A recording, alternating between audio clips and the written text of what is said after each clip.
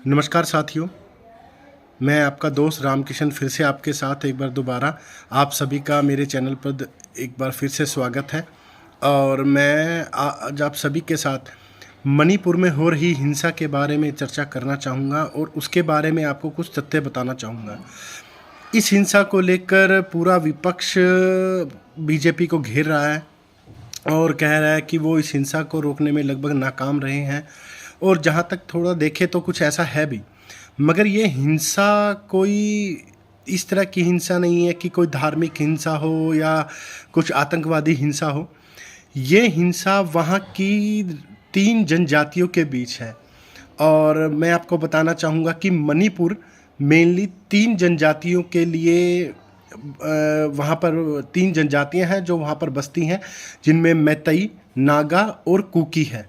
जो मैतई जनजाति है वो हिंदू धर्म को मानती है, और जो नागा और कुकी जो जनजाति है वो ईसाई धर्म को मानती है, और उनका रेशो लगभग आपस में समान सा ही है अगर पूरे राज्य में देखा जाए तो।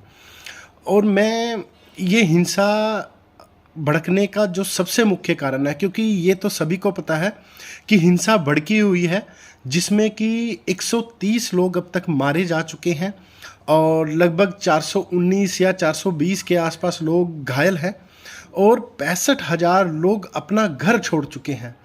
और आप यकीन मानिएगा 6,000 से ज़्यादा लोगों के ऊपर केस दर्ज हो चुका है। ये हिंसा इतने व्यापक रूप पे है, इतने बड़े स्तर पर है, और जिसमें कल ही रात को सुनने में आया है कि 4 लोगों की जान चली गई है, जिनमें 3 की को गोली लगी है और एक का सर धड़ से अलग कर दिया गया है। तो आप समझ सकते हैं कि ये हिंसा कितनी खतरनाक और हिंसक रूप लेती जा रही है। और इसी वजह से वहाँ के सीएम एन वीरेन सिंह ने अपना इस्तीफ़ा भी 30 जून को रख दिया था कि भाई मैं, जब लोग कह रहे हैं कि मैं संभाल नहीं पा रहा हूँ तो मैं इस्तीफ़ा देता हूँ। मगर हजारों महिलाओं ने, सिर्फ महिलाओं ने वहाँ पर आकर उनके कार्यालय के आगे आकर उनका इस्तीफ़ा फाड़ दिया और उन्हें कहा कि आप ऐसे कुर्सी नहीं छोड़ सकते, आपको कुछ ना कुछ करते हुए इस हिंसा को रोकें, और किसी भी तरह से इस हिंसा को रोकें, ये आपका काम है, ना कि आपको या इसका त्यागपत्र देना। और इस तरह से उन्होंने वो इस्तीफ़ा फिर वापस लिया। और आप समझ सकते हैं ये हिंसा किस तरह से बढ़ती जा रही है और रुकने का नाम नहीं ले रही है। हाई कोर्ट भी इसके ऊपर सुनवाई कर रहा है, ये मामला हाई कोर्ट में भी है। और मैं अब आपको थोड़ा सा ये बताऊं कि ये हिंसा हो क्यों रही है। जो यहाँ पर मैतई समाज है वो, उसने मणिपुर हाई कोर्ट में एक पिटीशन लगाई थी कि हमें 1949 में जब मणिपुर भारत में शामिल किया गया था, उससे पहले उन्हें जनजाति का मूल निवासी माना, वहाँ का मूल निवासी माना जाता था, जनजाति माना जाता था। मगर उसके बाद उन्हें उस जनजाति से, क्योंकि आबादी उनकी ज़्यादा थी, उन्हें जनजाति और एसटी से बाहर निकाल दिया गया था। मगर अब उनकी याचिका को सुनते हुए हाई कोर्ट ने फैसला दिया था कि उन्हें जनजाति में शामिल किया जाए, और ये उनका मूल हक भी है, क्योंकि वो वहाँ की सबसे पुरानी जनजातियों में से एक है। तो इसलिए उनका मूल हक होने के कारण और कई और कारण थे, जिसमें आबादी का उनका घटना और कई और कारण थे, जिनके कारण को देखते हुए कोर्ट ने उन्हें वहाँ की जनजाति घोषित किया, और एसटी में सरकार को बोला कि उन्हें एसटी में जो आरक्षण है उसके अनुसार उन्हें भी आरक्षण दिया जाए। और यहीं से इस हिंसा की शुरुआत होती है। तब उसी के कारण नागा और कुकी जो जनजातियाँ थी, उन्होंने इसका विरोध किया, और वो विरोध धीरे धीरे हिंसा में तब्दील हो गया, जहाँ पर इन दोनों समुदायों की, ईसाई समुदाय जो ये माने जाते हैं, इनकी जहाँ पर बहुलता थी, इन्होंने मैतई समाज पर हिंसा स्टार्ट की, उन्हें मारा पीटा भगाया। और इसी तरह जहाँ फिर उस हिंसा का प्रारूप उनको कहना कि एक्शन का रिएक्शन देखने को मिला, और मैतई समाज ने भी इसका जवाब हिंसा से ही दिया, और ये हिंसा भड़कते भड़कते आज इस मोड़ पर आ चुकी है। और जिसे रोकना लगभग नामुमकिन सा दिखाई दे रहा है। और इसीलिए अभी डिमांड भी उठने लगी है कि सेना को वहाँ लगाया जाए और ये हिंसा को रोकने के लिए सारी व्यवस्था सेना के हाथ में दी जाए।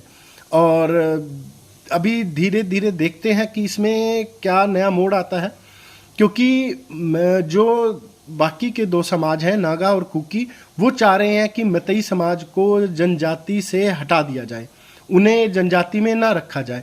क्योंकि अभी भी जो विधानसभा में जो टोटल सीट है उनमें 60 में से 40 सीटें मतई समाज के पास ही हैं और उन्हीं के विधायक हैं।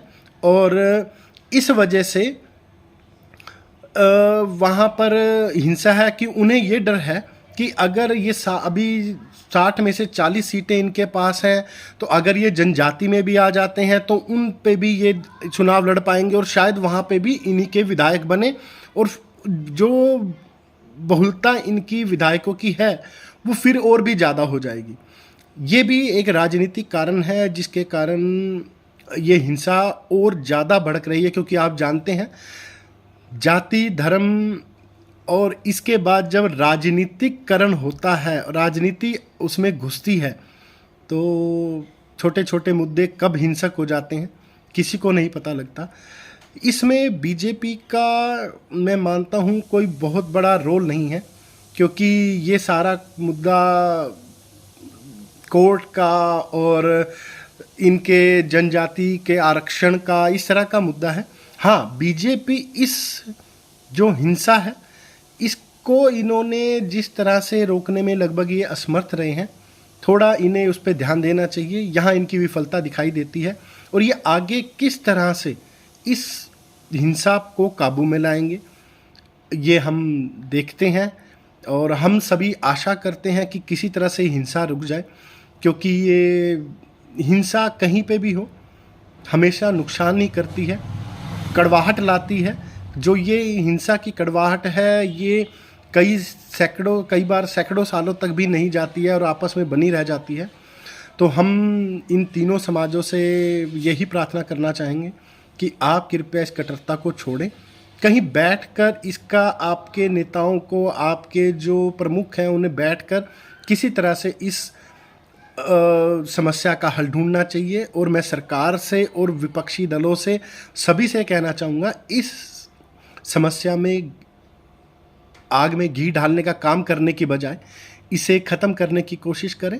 जहाँ और ये मणिपुर के ऊपर मैंने आपको बताई, जिसके ऊपर बड़े दिनों से बड़ी चर्चा चल रही थी। अगर आपको मेरी ये जानकारी से कुछ भी अच्छा लगा हो तो कृपया हमारे चैनल को शेयर कीजिए, सब्सक्राइब कीजिए और लाइक कीजिए। आपका बहुत बहुत धन्यवाद।